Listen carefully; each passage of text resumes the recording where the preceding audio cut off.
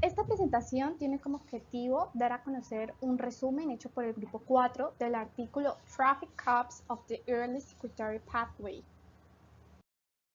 La introducción de este artículo expone que la organización celular es uno de los intereses actuales de la biología y esta organización se relaciona con la vía secretora eucariota, para la cual uno de los primeros compartimientos es el transporte intracelular. Este transporte funciona mediante la acción de las GTPasas pequeñas, cuya función es atraer las proteínas COP a sitios específicos y allí las vincula con las cargas a transportar.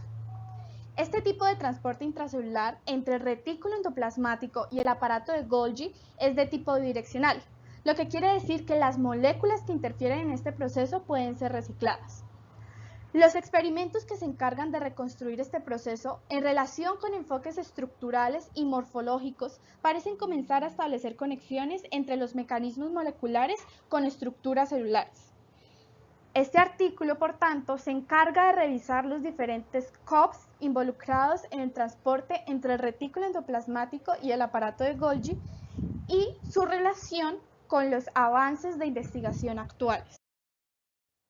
El artículo presenta 6 palabras claves cuyo comprendimiento es fundamental para entender el artículo, las cuales son Coat Protein Complex, retículo endoplasmático, aparato de Golgi, guanosina trifosfatasa, transporte intracelular y vesículas.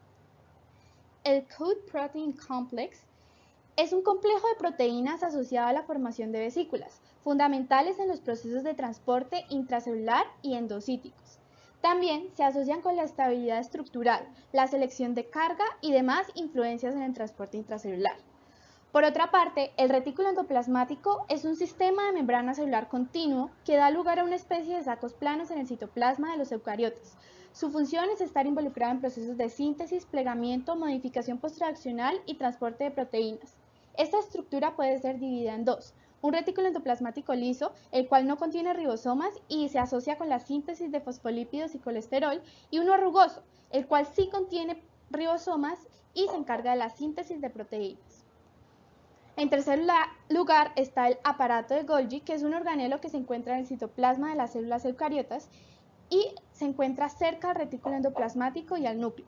Su función está asociada con el transporte, modificación y empaquetamiento de las proteínas, para que éstas puedan llegar a sus destinos.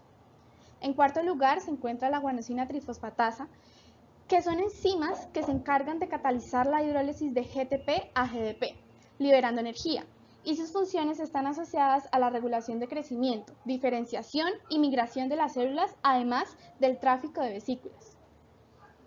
En penúltimo lugar se encuentra el transporte intracelular, cuyo término se refiere a la serie de procesos del mecanismo de transporte de proteínas y lípidos a su destino, que se encargan de mantener la organización estructural y funcional en las células eucariotas.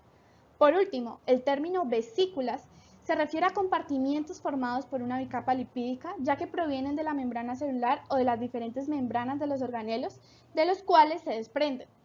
Están involucradas en los procesos de transporte celular y en su interior pueden contener diferentes tipos de cargas como líquidos o gases. Figura 1.1. Primero, las GTPasas SAR1P o ARF se activan uniéndose a la carga de las vesículas con la ayuda de los factores de intercambio de nucleótidos de guanina, GEF.